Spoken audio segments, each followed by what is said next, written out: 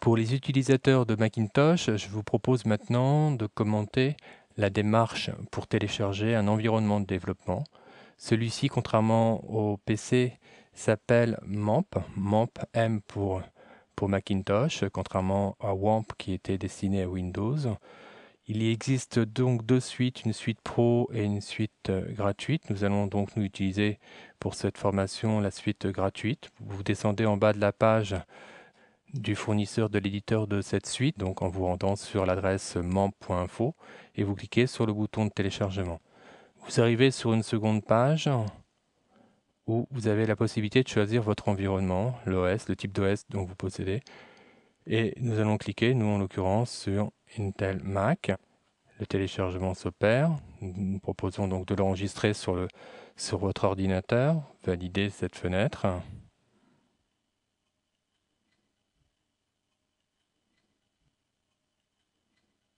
Une fois le téléchargement effectué, double-cliquez sur l'application.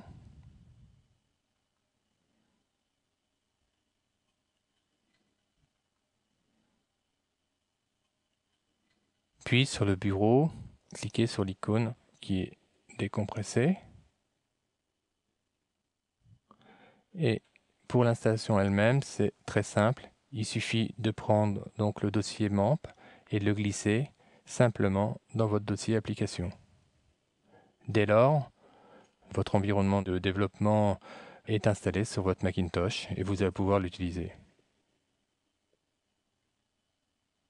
Maintenant que l'application est installée sur le Macintosh, je vous propose donc de démarrer cette application. Pour cela, nous allons aller dans le répertoire applications de votre ordinateur et vous devriez trouver donc un répertoire MAMP. Ici, vous allez ouvrir ce répertoire. Dans ce répertoire MAMP, vous avez donc plusieurs fichiers. Vous voyez ici par exemple le fichier htdocs, c'est le répertoire dans lequel nous irons mettre par la suite les différentes réalisations. Pour l'instant, il n'y a pas de réalisation dans ce répertoire. Ici, vous avez l'application MAMP qu'il convient donc de lancer pour que notre système démarre. Nous allons donc faire un double clic sur cette application afin de l'ouvrir. Dès lors, dès que l'application est lancée, une page d'accueil s'affiche, ainsi qu'une petite fenêtre qui vous indique que les deux serveurs, à savoir le serveur web Apache et le serveur MySQL, sont tous les deux en état de fonctionner, puisque les deux voyants sont verts. Sachez que cette fenêtre, nous allons la réduire, donc ici plusieurs boutons peuvent être intéressants à utiliser, donc ça évidemment pour arrêter les serveurs. Ce bouton permet d'accéder donc à la page d'accueil que nous avons derrière, qui est ici, que nous allons utiliser juste après. Vous avez ici les préférences et le bouton quitter. Nous allons donc réduire cette fenêtre et voir plus en détail la page d'accueil. La page d'accueil, vous avez donc une première page qui vous rappelle quelques informations spécifiques en ce qui concerne le paramétrage. En l'occurrence, on peut remarquer que contrairement au PC, sur Macintosh, il va falloir indiquer un numéro de port. Nous aurons donc un numéro de port spécifique pour la connexion au serveur de base de données, à savoir ce sera le numéro de port 8889.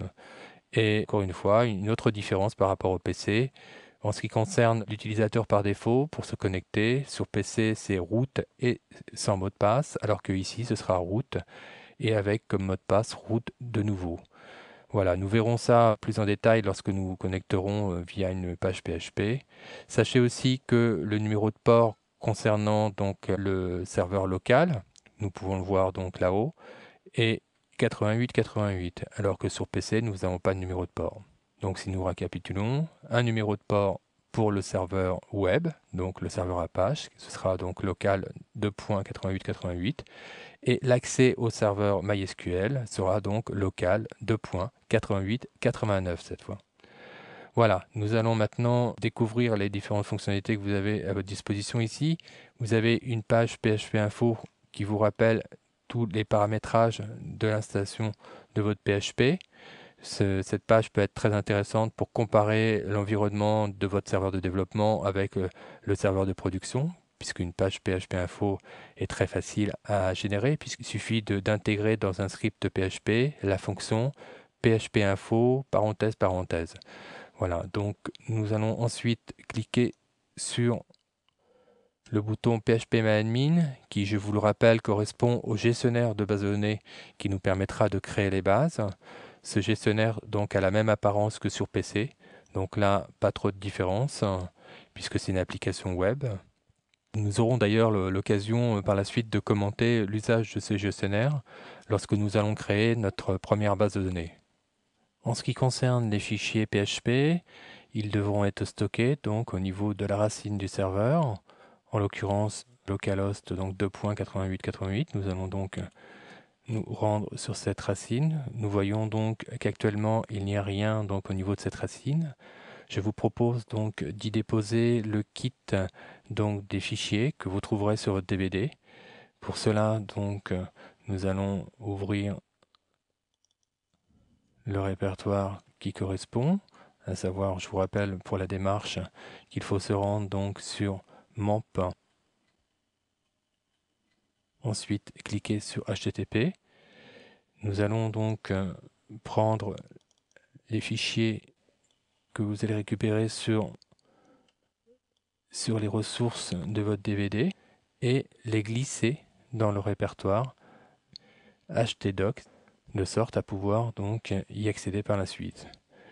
Il est important de comprendre que les pages PHP doivent être impérativement placées dans ce répertoire pour qu'elles puissent fonctionner.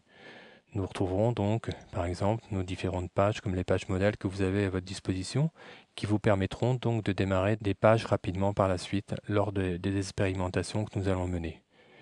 Voilà, nous allons voir maintenant l'éditeur. Vous pourriez utiliser l'éditeur de votre choix.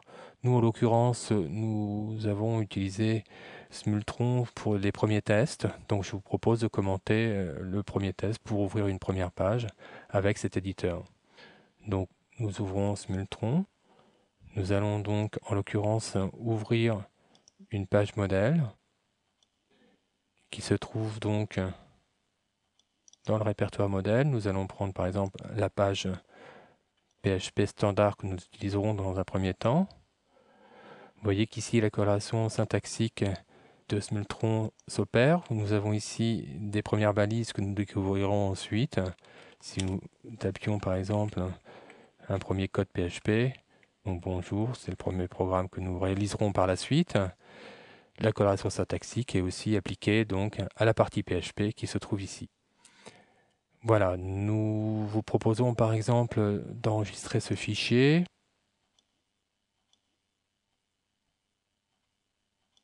Il est donc important que ce fichier soit enregistré dans l'espace htdoc.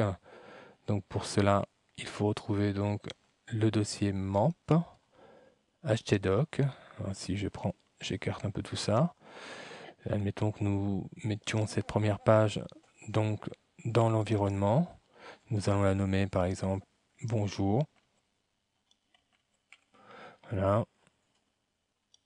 Cette page doit maintenant être disponible dans bonjour. Je propose de revenir donc sur notre précédente page. Dans le navigateur, nous avions découvert que dans le répertoire racine, il n'y avait encore rien. Maintenant, nous avons donc tous les répertoires des ressources du DVD. Si nous cliquons sur environnement, nous avons donc la page bonjour qui s'affiche.